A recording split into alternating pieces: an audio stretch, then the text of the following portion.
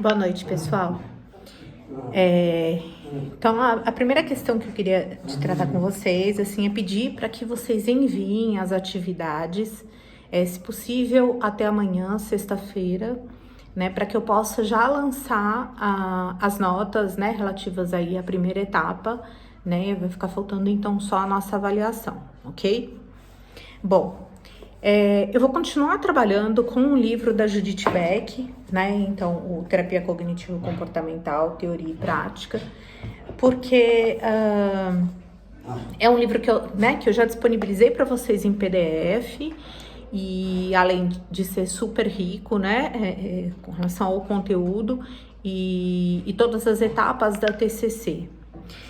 Bom, então hoje a gente vai trabalhar no capítulo 17, né, dessa edição aqui, que tem o título de Exercícios de Casa.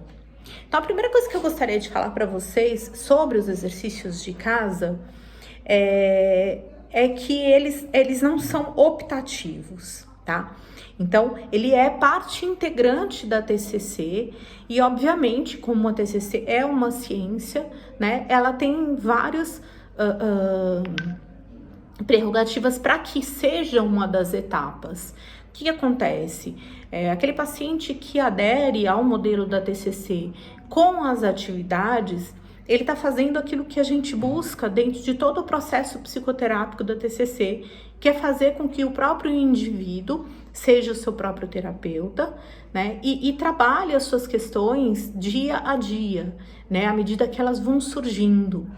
Uma outra questão que é super importante, que eu já falei para vocês em outros momentos, que é a questão da valorização dos ganhos, ela não precisa ser feita só dentro do consultório, né?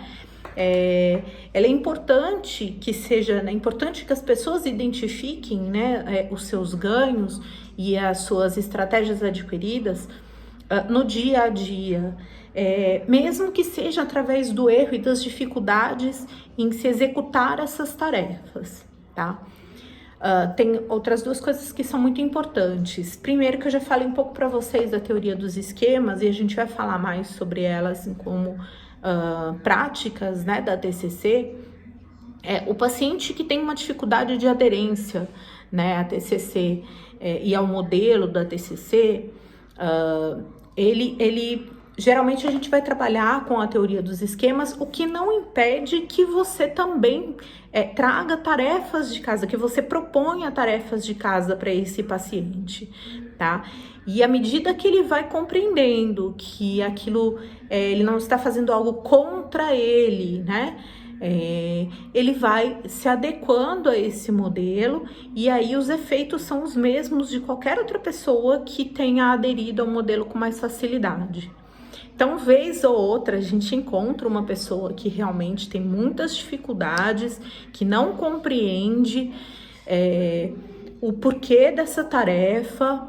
E aí eu também vejo uma questão do próprio terapeuta, né? Então, se você não consegue compreender para que serve essa tarefa, né? De que forma você vai trabalhar as técnicas da TCC dentro dessas tarefas, como é que você vai propô-las, né, para aquele paciente. Essas tarefas, elas são adequadas individualmente, são exercícios individuais. Então, cada um vai seguir da melhor maneira possível, vai compreender, à medida que ele vai compreendendo, né, o porquê daquela atividade, né, o que se propõe ali, você vai adequando essa tarefa individualmente.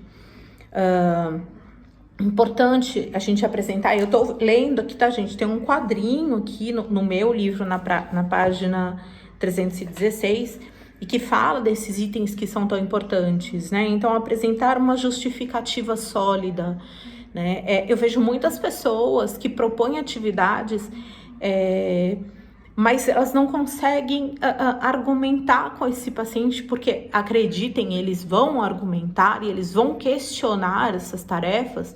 Então, se você não tem essa solidez para apresentar para o paciente, obviamente ele não vai aderir, né? Ele também não vai ter condições de compreender aquilo que você quer, a menos que você dê para ele, né, conteúdo para isso. Identificar esses obstáculos potenciais, isso é super importante, tanto para a gente quanto para o próprio paciente. À medida em que ele vai fazendo as tarefas, ele também vai identificando nele as dificuldades e que acaba sendo um conteúdo a ser trabalhado por nós dentro do processo psicoterápico. Por que eu tenho tanta dificuldade em falar de mim?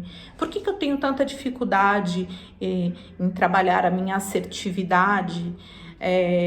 Por que eu não consigo fazer um questionamento socrático? O que tem ali que, de repente, eu já estou justificando como adequado aquele comportamento que, obviamente, está me trazendo prejuízos?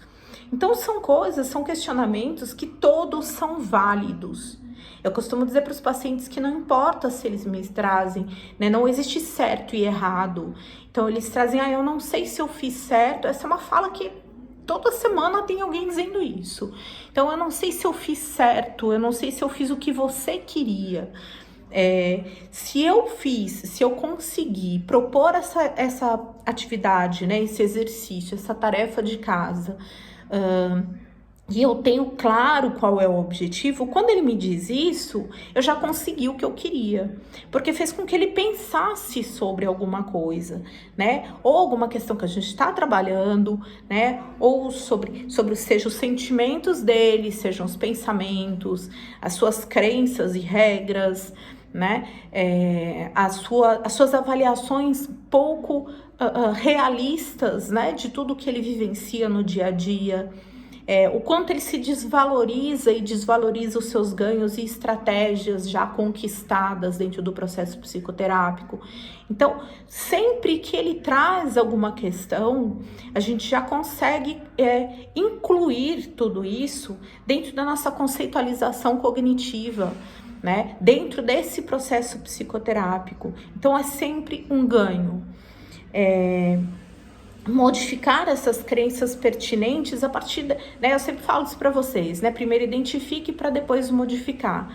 Então, se ele consegue identificar, que ele fala, toda vez que eu faço isso, eu me sinto incompetente. Eu falei, opa, né?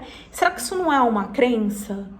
Né? Então, vamos tentar invalidar essas crenças, né? E à medida que ele se dá conta e ele começa a generalizar esses pensamentos e essas crenças, lembrem-se, né, que é uma forma de identificar crenças quando a gente consegue observar o quanto essa pessoa repete essas crenças, né? Não só no seu comportamento verbal, mas quando ele conta as coisas que ele faz e que ele pensa.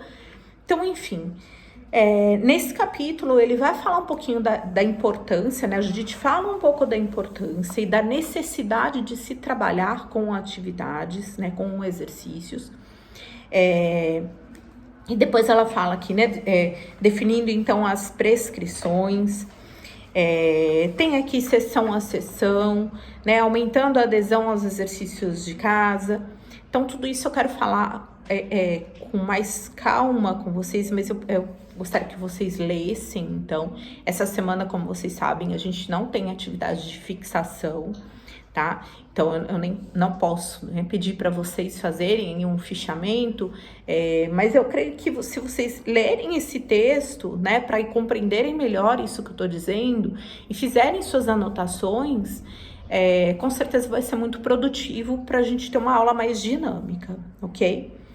Bom, eu espero conseguir combinar com vocês aí uma aula virtual, né, para a semana que vem, seja através do Zoom ou do Google Meeting, enfim, para que a gente possa falar de tudo isso, né? Nós já estamos encerrando aí a nossa primeira etapa e eu vou começar, estou procurando um livro em PDF para poder disponibilizar para vocês. Eu sei que ele tem na biblioteca virtual, mas eu gostaria que vocês tivessem esse material à mão para a gente trabalhar com algumas técnicas que eu considero como muito importantes, e que tem aqui um outro livro que tem uns inventários já para a gente poder, né, como eu já havia dito para vocês que eu disponibilizaria, para que a gente possa trabalhar juntos, né, e tirar todas essas dúvidas, enfim. tá bem? Então, eu espero que vocês leiam, que vocês anotem suas dúvidas, e semana que vem a gente vai falar mais sobre essas atividades, né? E eu vou mandar um material para vocês mais específico de exercícios pontuais, assim, que eu imagino que sejam de técnicas, né? Que eu acredito que sejam importantes para vocês utilizarem. Para finalizar, né, eu quero convidar vocês, né, a participarem amanhã da live que eu vou fazer com o Marcelo. O Marcelo é um amigo muito querido, ele estudou comigo, né, na USP, ainda trabalha lá no Hospital das Clínicas, né, no Amban, e vai ser um papo muito legal. A gente vai falar dessas técnicas também, tá? A gente vai falar de tarefas de casa, enfim. Então, a proposta é realmente trazer essa realidade para vocês de um outro ponto de vista, de um cara que é muito bacana, tá bem? Então, eu espero que vocês participem. E se vocês quiserem mandar perguntas para ele, para que a gente, né, faça na live também, vocês podem mandar no Instagram da Psicologia Fãs, que a gente responde amanhã, ok?